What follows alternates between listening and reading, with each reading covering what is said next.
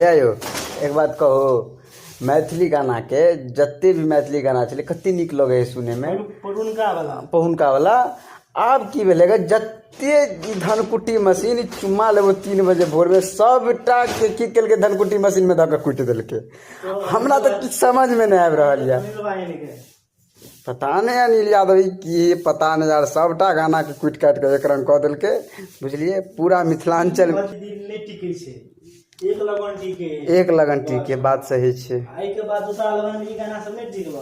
अब पहिलुका गीत सब चले जे रेगुलर चले हिंदी जका, तो यार कुछ समझ में नहीं आ रहल है।